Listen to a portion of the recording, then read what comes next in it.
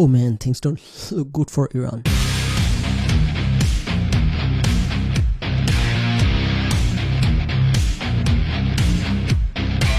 তিন দিন পারস্পরিক ধাওয়া পাল্টা হওয়ার পর আমরা মোটামুটি সবাই বুঝতেছি কি অবস্থা কোন দিকে যাচ্ছে। তো আজকে প্রায় 3-4 দিন হয়ে গেল, এখন পর্যন্ত ইরান ফাইটার প্লেন তো উড়ানো দূরের কথা, এগুলো তো ভূত পড়ার কথা। এয়ার ডিফেন্স সিস্টেম বলতে তো কিছুই নাই, সেটা এখনও ওরা করতে পারে নাই। এবং মিসাইল লঞ্চার যেগুলো ব্যবহার করে মিসাইল লঞ্চ করতেছিল ইসরায়েলের ওপর, সেগুলোর অবস্থাও খারাপ। প্রায় 130টার মতো মিসাইল লঞ্চার আমরা শুরুতে যেরকম দেখলাম ভিডিওতে, 130টার মতো সম্ভবত ডিস্ট্রয় করছে, which accounts for like 1/3 of total inventory ইরানের মিসাইল লঞ্চিং সিস্টেমের। সো তাদের অবস্থা খুবই খারাপ, মানে ঘর থেকেই বের হইতে পারতেছে না, এবং অবশ্যই নেতারা সবাই লুকায় পালায় আছে। তো এই অবস্থা কতদিন চলবে, কতদিন চালাইতে পারবে? এখন একটা খবর বের হয়েছে, জানি না দেখছেন কিনা, যে ইরান হইতেছে সিজ ফায়ার চেয়ে হইতেছে, দাঁড়ে দাঁড়ে হাত পাততেছে গালফ কান্ট্রিগুলোর কাছে, কাতারের কাছে, সৌদি আরবের কাছে, এবং হইতেছে ইরাকের কাছে হইতেছে রিচ আউট করে রিকোয়েস্ট করছে যে ইসরায়েল জানি সিজ ফায়ার করায়। না, এটা একটু হার্ড টু বিলিভ যে এরকম একটা ব্যাপার মানে হইতেই পারে, যে এইভাবে কোণঠাসা করে ফেলছে ইরানকে। এটা মানে এখন অস্তিত্বের প্রশ্ন। এখন এটা ইরানের জন্য এখন যদি পিছু না হটে বা কোনোভাবে এটাকে না করা যায়, এটা এখন ইরানের অস্তিত্বের প্রশ্নের জায়গায় দেখা দিচ্ছে। আমরা প্রত্যাশা করতেছিলাম যে সাময়িক ধাক্কাটা কাটানোর পর কামব্যাক করবে, কিন্তু সেটা এখনও করতে পারে না ইরান। এবং এর মধ্যে যেই পরিমাণ ড্যামেজ হয়েছে এবং যেই পরিমাণ ড্যামেজ হচ্ছে, তাতে করে কামব্যাক করার সম্ভাবনা ক্ষীণ থেকে ক্ষীণতর হয়ে আসতেছে।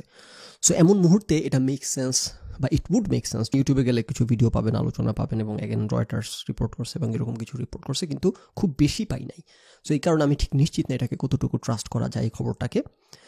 হাউএভার এই খবরটা, এই পার্টিকুলার খবরটা সত্য হোক বা মিথ্যা হোক, অবস্থা এমন জায়গাতেই আছে যে ইরানের এখন মানে সিজফায়ার ব্রেক করার মতো অবস্থায় চলে আসছে। অন্যদিকে ইউএস, আমরা গতকালকে যেটা আলোচনা করছি, যে এই মুহূর্তে ইউএসের যদি বা ট্রাম্প চিন্তা করে নাও থাকে, কিন্তু ইরান এমনটাই কোণঠাসা এই মুহূর্তে, ট্রাম্প বা যে কোনো লিডার এটাতে হচ্ছে রাজি হওয়া প্রত্যাশিত, রাইট? এটা like I would be surprise যদি ইউএসএ এখন রাজি বরং না হয়। সত্যি কথা বলতে আই উড বি সারপ্রাইজ, কারণ এমন একটা অবস্থায় আসার পর, এমন একটা অবস্থায় আনার পর, এভাবে শোয়া ফেলার পর, তারপর কফিনের লাস্ট পেরেকটা না ঠুকাটার কোনো মানে হয়। আপনি আপনার ইয়েশু থেকে, আপনার মুসলিম উম্মার শু থেকে বের হয়ে আপনি যদি আপনাকে আমেরিকার শুতে বসান বা ইসরায়েলের শুতে বসান বা আমেরিকার শুতে বসান, তাইলে আপনি চিন্তা করলে আপনার কিন্তু মনে হবে যে ইয়েস, এটা এখনই ফিনিশ করার সময়। নাইলে এই জায়গা পর্যন্ত আসতে গেলে আরও অনেক রিসোর্স ব্যয় করতে হবে, ভবিষ্যতে আরও অনেক পথ পাড়ি দিতে হবে, কিন্তু এখন অলরেডি আমরা সেই জায়গায় চলে আসছি। সো এখানে ট্রাম্পের জুতায় বসলে আমার কাছে মনে হয় যে ইট মেক সেন্স যে এটাকে ফিনিশ করা এইখানেই। নাও গতকালকে আমরা যখন আলোচনা করছি, এটা একটা থিওরি জায়গায় ছিল যে ইট উড মেক সেন্স, এরকম কোনো ব্যাপার হলে আজকে অলরেডি আমরা খবর হয়তো দেখছেন যে ইউএস অলরেডি কিছু অ্যাসেট মুভ করতেছে। গতকালকে একজন কমেন্ট করছে যে ইসরায়েল এই যুদ্ধে জিততে পারবে না, মানে জিততে পারবে না বলতে ইসরায়েল তো জিতে গেছে, অলরেডি জিতে বসে আছে। ইসরায়েলের গোল কি ছিল এই এই যুদ্ধে বা এই আক্রমণ করা, এই অপারেশনে? ইরানকে সিগনিফিকেন্টলি হইতেছে ইরানের ক্যাপাবিলিটি বা ইরানের প্রগ্রেসকে হইতেছে পিছিয়ে দেয়া, নিউক্লিয়ার প্রগ্রেসকে পিছিয়ে দেয়া। সেই গোল তো তারা অ্যাচিভ করে ফেলছে, ধ্বংস করে সব শেষ করে ফেলছে। শুধু সেই গোল অ্যাচিভ করে নাই, সেই গোল অ্যাচিভ করে বহু দূর ছাড়াই চলে গেছে। সো ইরান অলরেডি ইসরায়েলের অলরেডি মিশন অ্যাকমপ্লিশড।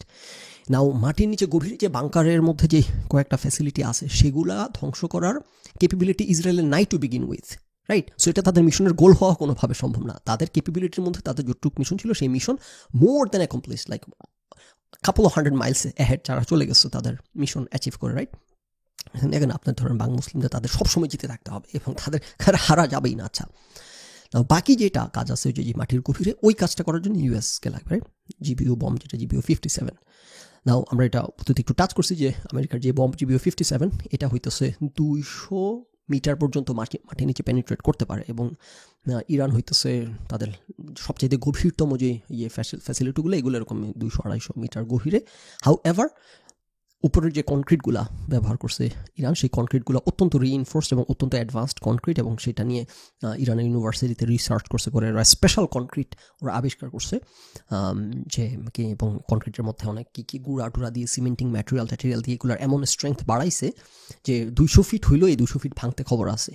তো সেক্ষেত্রে আবার ইউএসের যে জিবিও 57 বম্ব, একটাই হইতেছে 200 মিটার মতো পেনিট্রেট করতে পারে। তো let's say reinforce concrete Iran যেটা বানাইছে, এটা 200 মিটার না, এটা পেনিট্রেট করতে পারে 100 মিটার বা 150 মিটার, সেক্ষেত্রে বাকিটা পেনিট্রেট করার রাস্তা হচ্ছে একসাথে কয়েকটা ড্রপ করা। প্রথমটা ড্রপ করবে, এটা ধরেন 100 মিটার ঢুকলো, তারপর সাথে সাথে আরেকটা টানা 2-3টা ড্রপ করলে তখন পেনিট্রেট করতে পারবে বলে ধারণা করা হয়।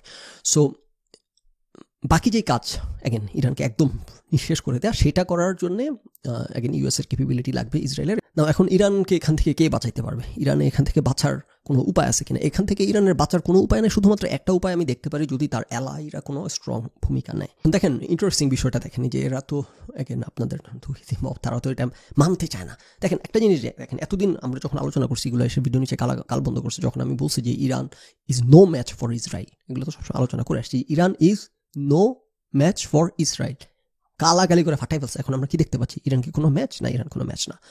তারপর ইসরায়েল ইরানকে আক্রমণ করবে সেই সম্ভাবনা যখন আলোচনা করছি আমরা, যে ইরান ইসরায়েলকে আক্রমণ করতে যাচ্ছে, তখন গালমন্দ করে ফাটাই ফেলছে। কেন? কারণ এদের ধারণা যে যদি ইসরায়েল ইরানকে আক্রমণ করে, তার মানে এটা ক্লিয়ারলি এস্টাবলিশড হয় যে ইসরায়েল হইতেছে সুপিরিয়র, মানে দুর্বল তার সবলকে আক্রমণ করবে না, রাইট?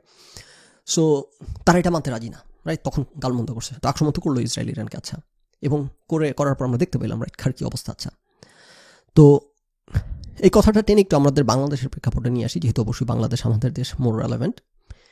যে বাংলাদেশকে ইন্ডিয়া আক্রমণ করবে কিনা একটা তো কথাবার্তা আলোচনা, এবং এগেন এটা বললে যখন একটা আলোচনা করছিলাম যে একটা সম্ভাবনা তৈরি রীতিমতো হয়ে গেছিল, তখন এগেন এই খবরগুলো কি একটা উৎপাত, হয়ে বাবারে বাংলাদেশকে ইন্ডিয়া আক্রমণ করতেই পারে না, মানে বাংলাদেশ বিশ্ব সেরা দেশটি আর কি এদেরকে আক্রমণ করতেই পারে না। সো তখন বাংলাদেশকে, if you ask me, India আক্রমণ করার চূড়ান্ত প্রেক্ষাপট তৈরি হয়েছিল, এবং ইন্ডিয়া আক্রমণ করতো। ইন্ডিয়া তখন বাংলাদেশকে আক্রমণ করতো। কিসের জন্য আক্রমণটা করে নাই? এগেন বাংলাদেশ নির্বাচনের পরে এগুলো যে অবস্থা শুরু করছিল, বিপ্লব মারানিগুলো যেরকম, রাইট? কী কারণে আক্রমণ করে নাই? একমাত্র কারণ, আমার এটা ব্যাখ্যার কি একমাত্র কারণ, দ্যাট ডেটার্ড ইন্ডিয়া, সেটা হচ্ছে এলআই। যে বাংলাদেশে কোনো স্ট্রং এলআই নাই, হাউএভার এখানে ইন্টারেস্ট আছে, রাইট? এখানে চায়না এসে বাধা দিত, চায়না একটা স্ট্রং ভূমিকা নিত, যেরকম পাকিস্তানের সাথে ইন্ডিয়া ঠোকাঠুকি লাগছে, চায়না পুরো স্ট্রং ভূমিকা নিচ্ছে, রাইট? এখানে চায়নার ইনফ্লুয়েন্স এস্টাবলিশ করার জন্য বা ইন্ডিয়ার ইনফ্লুয়েন্স এস্টাবলিশ করা থেকে বাধা দেওয়ার জন্য। সো বাংলাদেশের পৃথিবীতে কোনো স্ট্রং এলাই নাই, কিন্তু অ্যাগেন অন্যান্য কিছু দেশ তাদের স্বার্থে এমন স্ট্রং ভূমিকা নিত, এমন স্ট্রংভাবে বাধা দিত, অ্যাগেন যে কারণে ইন্ডিয়া ইয়ে করে না। এবং অ্যাগেন সেরকম বাস্তবতা না থাকলে তখন বাংলাদেশে ইন্ডিয়া মানে there is no reason India তখন কেন ইয়ে করবে না, ইনভেট করবে না বাংলাদেশকে। তাদের এত বড় ইন্টারেস্ট, এত বড় সরকারকে পেলে বসে এই জায়গায় আনছে, সেখানে সেই সরকারের পতন ঘটার পর এরা যে একটা তামাশা শুরু করছে, তো এখানে ছোট একটা কোনো একটা কারণ অজুহাত দেখায় ইনভেট না করার কোনো কারণ ছিল না। তো আমি যেটা আমার পয়েন্ট আর কি, সেটা হচ্ছে যে এই ধরনের ডেটারেন্সের ক্ষেত্রে স্ট্রং এলাই না থাকার কোনো ভূমিকা মানে ইয়ে নাই। নাও ইরানকে যখন আক্রমণ করছে ইসরায়েল, তখন তো তারা তাদের ক্যালকুলেশন করছে, রাইট? আমি যদি আক্রমণ করি আজকে কে কীরকম স্ট্রং ভূমিকা নেবে, তারা সেখানে ক্যালকুলেশন করছে যে রাশিয়া কোনো স্ট্রং ভূমিকা নেবে না। এবং চিন্তা করেন আপনি, রাশিয়াকে কী পরিমাণ হেল্প করছে ইরান এই যুদ্ধের সময়, শাহেদ ড্রোন টোন দিছে, মানে এগুলো তার খয়রাত করে নাই, বেচা বিক্রি হয়েছে, হাউএভার স্টিল একটা স্ট্রং এলাই ছিল। তারপর রাশিয়ার এই অভিযানে হইতেছে নর্থ কোরিয়া, ইরান তাদের সমর্থন ছিল, তারা কখনো ডিনাউন্সও করে নাই।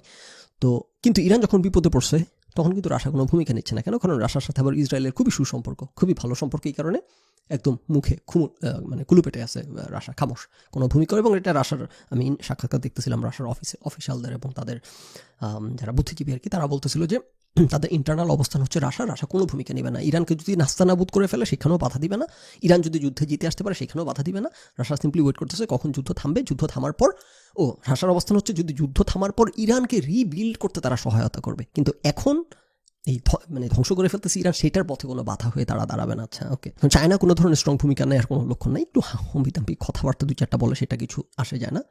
এবং নর্থ কোরিয়া একমাত্র রোগ স্টেট, এবং সে একা কোনো ভূমিকা নেবে বলে মনে হয় না। সো ইরানকে এখন একমাত্র বাঁচানোর রাস্তা, এগেন যদি কোনো অ্যালাইড কান্ট্রি খুবই স্ট্রং ভূমিকা নেয়।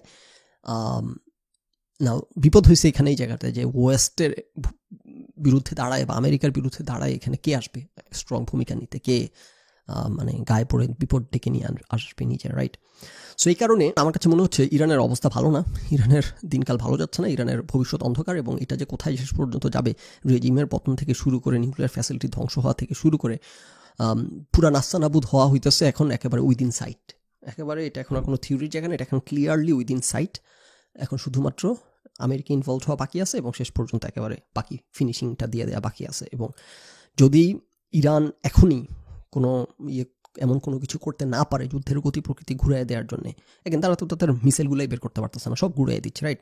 আমরা যেটা ফার্স্ট পর্বে আলোচনা করছিলাম এই বিষয়গুলো নিয়ে, যে প্রাথমিক হামলার পর ইসরায়েল যে কি জানি বলে ইরান তাদের এগুলা মিসাইল টিসাইল বের করলেই তো এগুলো যেহেতু ইসরায়েলি বিমান সব আকাশে উড়াউড়ি করতেছে, এগুলো সে সব বোমা মেরে উড়িয়ে দিবে। এবং সেটাই আমরা দেখতে পাচ্ছি যে তারা যেহেতু মিসাইল মারতেছে সেগুলোকে টার্গেট করে করে সকল কিছু উড়িয়ে দিচ্ছে। সো আমার মনে হচ্ছে আগামী 2-3 দিনের মধ্যে যদি ইরান কামব্যাক করতে না পারে, স্ট্রং কামব্যাক করতে পারে না পারে, ইদার আক্রমণ করার মধ্য দিয়ে ওর তাদের কোনো এলাই স্ট্রং ভূমিকা নেওয়ার মধ্য দিয়ে বা স্ট্রং অবস্থান নেওয়ার মধ্য দিয়ে, তাইলে আমার কাছে মনে হচ্ছে ইরানের বা এই ইরান রেজিমের বিগিনিং অফ এন্ড দেখতেছি বললে মনে হয় খুব অত্যুক্তি হবে না।